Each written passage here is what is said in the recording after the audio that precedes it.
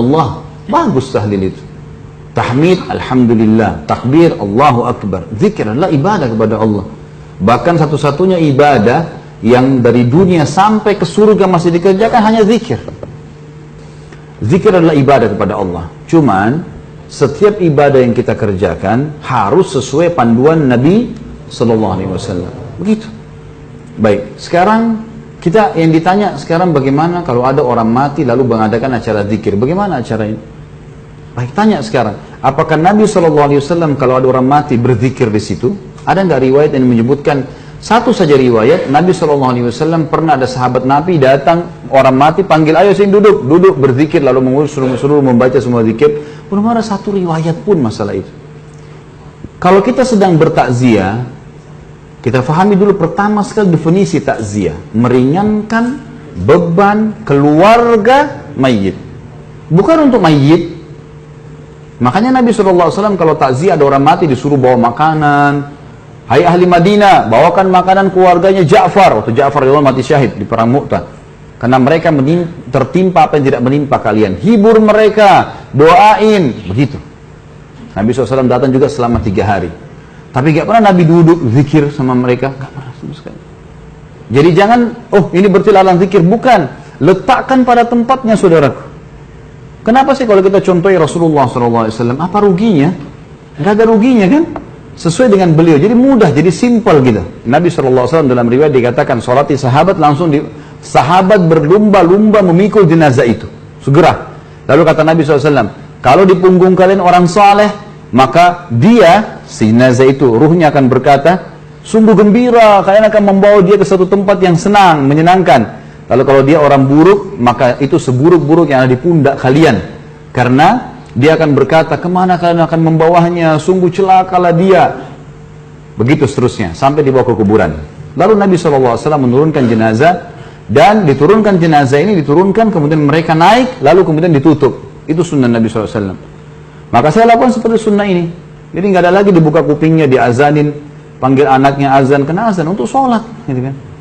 Nggak ada hubungannya sama orang mati. Allah mengatakan, innaka la tusmi'u man fil kubur. Kau tidak akan bisa memperdengarkan orang yang di kuburan, hai Muhammad. Terus selesai orang mati, mau diazanin untuk apa gitu? Ada yang lebih unik, ngajak bicara orang mati itu.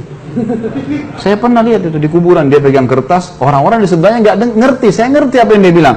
Hai fulan bin fulan, kalau malaikat mungkar nakir datang tanya siapa Tuhanmu, jawablah Allah. Kalau antum ada orang meninggal, antum ikut, antum lihat dia pegang kertas, itu dia ngomong sama orang mati biasanya. Kalau dia datang tanya siapa nabimu, bilang Muhammad SAW. Kalau datang tanya agama, bilang Islam. Jadi dia memandu orang mati. Apa yang mau dipandu nih? Waktu masih hidup, ajar. Gitu. Jangan lagi mati. Kalau ada orang yang tetap mau melakukan haknya dia, saya tidak larang ya. Jangan bilang Khalid Basalamah larang, sehingga lagi menyesatkan. Tidak. Silakan buat, yang antum mau buat silakan, bebas, gitu kan. Semua orang bertanggung jawab. Tugas saya menyampaikan saja, gitu kan. Berada di zona aman lebih baik daripada zona yang tidak aman, gitu kan. Walaupun anggap tidak haram, tapi minimal syubhat. Baik, ini sama saja. Lebih baik kita di zona aman. Ada perintah kerjakan, tidak ada tinggalkan. Assalamualaikum warahmatullahi wabarakatuh. Alhamdulillah wassalatu wassalamu ala rasulillah wa ala alihi wa sahbihi wa man wala, amma ba'd. Para jemaah sekalian, kaum muslimin yang semoga kita semua dirahmati oleh Allah Subhanahu wa taala. Dalam pertemuan yang ke-11 ini insyaallah saya akan menyampaikan kembali nasihat terkhusus bagi teman-teman saya, guru-guru saya, para ustadz salafi, terkait seringnya kita salah faham tentang apa itu tahlilan. Para jemaah, kebanyakan para ustadz salafi memahami bahwa tahlilan itu adalah kumpul-kumpul dan makan-makan di rumah duka. Titik beratnya tentang kumpul-kumpul dan makan-makan di rumah duka. Padahal para jemaah, tahlilan bukan itu. Tahlilan itu adalah kirim pahala bahasa Arabnya tahlilan itu ihda'us tsawab, mengirim pahala.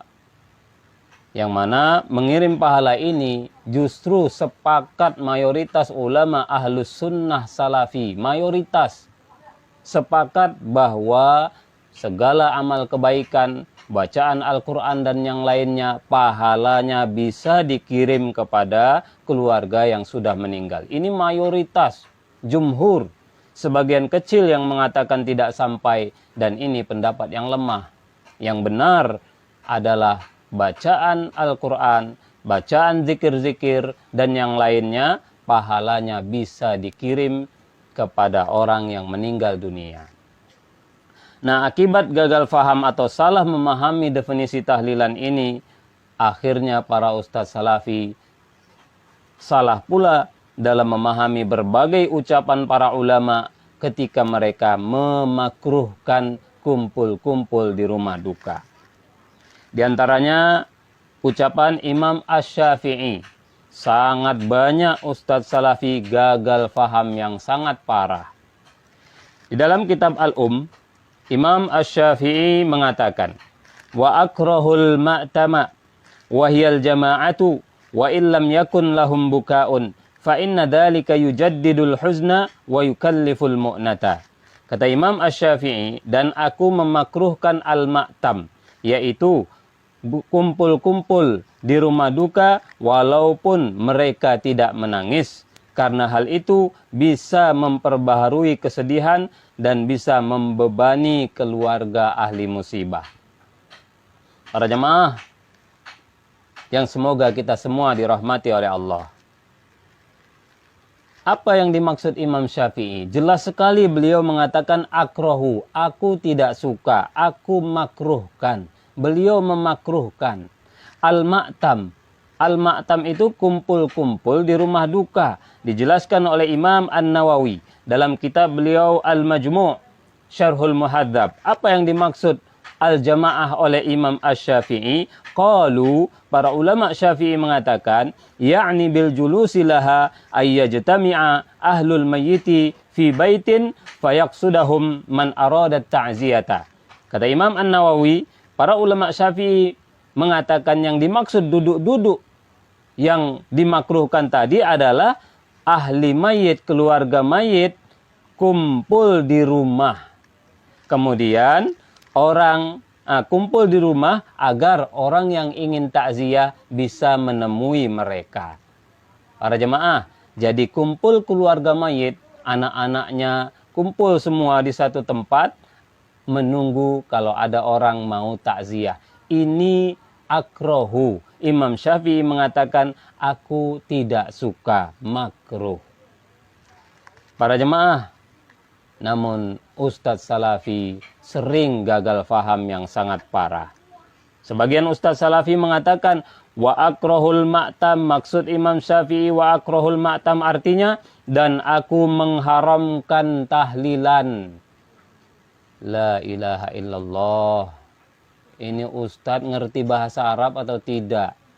Pernah belajar membaca penjelasan ulama atau tidak? Kok bisa ucapan Imam Syafi'i akrahul ma'tam diartikan aku mengharamkan tahlilan? Di sini ada dua kebohongan yang sangat besar para jemaah. Walau tidak sengaja berbohong. Terlalu semangat akhirnya berdusta. Imam Syafi'i mengatakan akrahu, aku tidak suka, bukan haram. Memang bisa diartikan haram kalau ada indikasi yang sangat kuat. Dan di sini kebalikannya, indikasi menunjukkan maksud Imam Syafi'i makruh. Apa indikasinya? Lihat kata beliau, fa inna dzalika yujaddilul huzna. Karena kumpul-kumpul itu bisa menyebabkan jadi baru lagi kesedihannya, jadi sedih lagi. Itu alasan Imam Syafi'i memakruhkan. Para jemaah, meninggal keluarga kita, kita sedih menangis, tidak meratap, dan itu boleh. Terus malamnya kita nangis lagi, apa itu haram? Hanya orang bodoh yang tak kenal agama mengatakan haram. Tidak haram para jemaah. Sedih berulang itu tidak haram, namun tidak baik. Kenapa sedih-sedih terus? Kan tidak baik. Itu yang dimaksud makruh. Maka Imam Syafi'i mengatakan akrohu. Karena dikhawatirkan nanti sedih lagi. Padahal kalaupun sedih lagi tidak haram. Kenapa Ustadz Salafi mengatakan haram? Akibat terlalu semangat menyalahkan orang. Akhirnya ilmu banyak tidak berfungsi sama sekali. Gelar LC, gelar-gelar yang lain. Senior di Salafi sudah tua sejak dulu jadi ustadz. Tak mengerti ucapan ulama. Akibat apa para jemaah? Pokoknya tahlilan harus sesat. Ini namanya hawa nafsu para jemaah. Kemudian sebagian ustadz kita mengatakan Imam Syafi'i saja menegaskan bahwa tahlilan itu bid'ah sesat. La ilaha illallah. Tidak pernah Imam Syafi'i mengatakan tahlilan itu bid'ah. Tidak pernah sama sekali. Kenapa antum mengatakan Imam Syafi'i mengatakan bid'ah? Ini kedustaan para jemaah. Walau antum tidak sengaja, antum telah menipu banyak salafiyin. Terus antum katakan Imam Syafi'i menganggap bahwa tahlilan itu bid'ah sesat. Sesat lagi. Imam Syafi'i tidak pernah mengatakan al-ma'tam itu dolalah. Nggak pernah. Antum artikan sesat. Luar biasa nih. Betul-betul kok para ustadz kita banyak menipu umat. Mohon maaf para jamaah. Saya bukan ingin merendahkan ustadz-ustadz salafi. Bukan ingin menjelek-jelekkan dakwah salafi. Namun saya merasa sedih. 25 tahun lebih Ustadz Salafi menyerang tahlilan dengan berbagai kesimpulan yang ngawur. Para jemaah, tidak pernah Imam Syafi'i mengatakan tahlilan. Kita bilang beliau mengatakan tahlilan. Di zaman Imam Syafi'i tidak ada tahlilan para jemaah. Mustahil beliau maksudkan maktam itu tahlilan. Karena tidak ada. Kirim pahala ada, tapi kalau kirim pahala baca la ilaha illallah, la ilaha illallah, tidak ada di zaman Imam Syafi'i. Sehingga tidak mungkin beliau berbicara tentang tahlilan. Kemana akal sehat ustadz-ustadz kita ini? Para jemaah, mohon maaf. Janganlah berambisi sekali. Kaum muslimin bukan orang bodoh di Indonesia ini. Mereka orang berilmu, beramal dengan ilmu. Itu pendapat yang mereka yakini. Hargai. Akibatnya kan antum tidak menghargai, jadi banyak bohong antum. Berdosa berlipat-lipat jadinya para jemaah. Mohon maaf, perbaiki dakwah kita. Memalukan. Sebagian ustadz salafi mengatakan kalimat makruh, kalau di zaman salaf maksudnya haram. Ini bodoh lagi nih, ini ustadz sudah LC. Banyaklah gelar-gelar ustadz salafi hebat. Kalau saya tidak ada gelar. Ya, namun alhamdulillah sejak pertama dikenal salafi di Indonesia, saya sudah mondok di pondok salafi. Tahun 95, bahkan sebelumnya. Para jemaah yang dimuliakan oleh Allah. Sebagian ustadz kita juga mengatakan bahwa 4 imam madhab, bahwa semua ulama ahlus sunnah di 4 madhab mengatakan bahwa tahlilan haram. Sepakat, tidak ada perselisihan. Subhanallah. Sudah gagal faham, sudah berdusta tanpa disengaja, mengatakan ulama sepakat tanpa perselisihan. Para jemaah, memalukan sekali. Sebenarnya para jemaah, orang kalau berbohong sekali 2 kali saja sudah tidak bisa didengar dan sudah tidak bisa dipercaya sebenarnya para jemaah. Sedangkan kita berulang kali gagal faham, berbohong tanpa sengaja. Walau tidak disengaja, tetap saja itu namanya dusta. Para jemaah yang dimuliakan oleh Allah, maka berhentilah terlalu semangat. Gali dulu. Tambah wawasan kita. Kaum muslimin di Indonesia bukan orang bodoh. Mereka orang yang sangat mengerti ilmu. Mereka beramal dengan ilmu yang mereka miliki. Coba kaji. Coba tanyakan secara langsung apa dalil mereka, apa argumentasi mereka. Jangan buru-buru memponis dan menyesatkan. Para jemaah yang dimuliakan oleh Allah. Syekh Ibnu Baz dalam fatwa, kumpulan fatwa beliau pernah ditanya, "Ma ra'yu samahatikum fi man yajlisu bil manzili listiqbalil mu'izzin?" Wahai Syekh, apa pendapat Anda seorang atau keluarga mayit duduk di rumahnya menunggu orang takziah datang?